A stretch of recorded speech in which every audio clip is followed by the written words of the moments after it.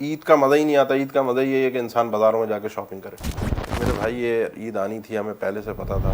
آپ دین سے قربانی مانگیں, آپ دین کو پیچھے کریں اور دنیا کو آگے کر دیں, تو یہ منافقت ہے, یہ ایمان والی صلاحیت اور ایمان والی علامتیں. اس مہینے میں بہت سارے ہمارے مسلمانوں کا جو رخ ہے وہ مساجد کی طرف بھی ہوتا ہے, لیکن اس سے کہیں زیادہ ہمارے مسلمانوں کا رخ بازار کی طرف ہو جاتا ہے. شاپنگ اور یہ وہاں جانا, خرید و فروخت اور یہ چیزیں.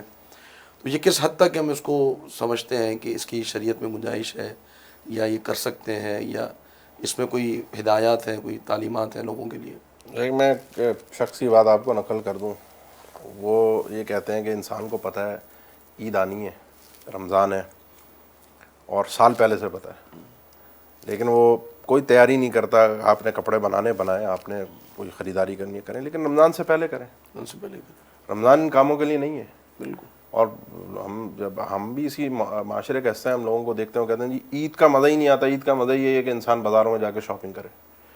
وہ بیہودگی اور وہ بربادی جو بازاروں کے اندر احب البلاد اللہ مساجد وابغض البلاد اللہ اسواق ہوا, اللہ کو محبوب ترین جگہیں زمین پر مساجد اور مبغوض ترین جگہیں بازار ہوتے ہیں. اور آخری عشرہ طاق راتیں, لیلۃ القدر کی رات اس میں گزر کے جا رہی ہوتی ہے, اور وہ ہم بازار میں ضائع کر رہے ہوں. اس سے بڑی بد نصیبی میں نہیں سمجھتا انسان کی کوئی اور ہوگی. صرف آخری اس لیے عشرے کی راتیں ہماری ساری بازار میں کس لیے صرف عید کے کپڑے, عید کے کپڑے. یا عید کی شاپنگ. تو میرے بھائی یہ عید آنی تھی, ہمیں پہلے سے پتہ تھا, رمضان سے پہلے بھی پتہ تھا. یہ اگر 1 مہینہ پہلے, 1.5 مہینہ پہلے آپ لیتے, پہنتے, آپ اچھی تیاری کرتے, اس میں کسی نے نہیں روکا. لیکن جو وقت جس کام کے لیے ہے اس وقت پہ انسان وہی کام کرے. ان چیزوں کو ہم اپنے حساب سے اگر کریں گے تو یہ موج مستی والی زندگی ہے. اور میں اکثر یہ بات کرتا ہوں کہ موفق ہے وہ آدمی جس کو دین اور دنیا ایک ساتھ مل جائے. ربنا آتنا فی الدنیا حسنہ وفی الآخرۃ حسنہ وقنا عذاب النار.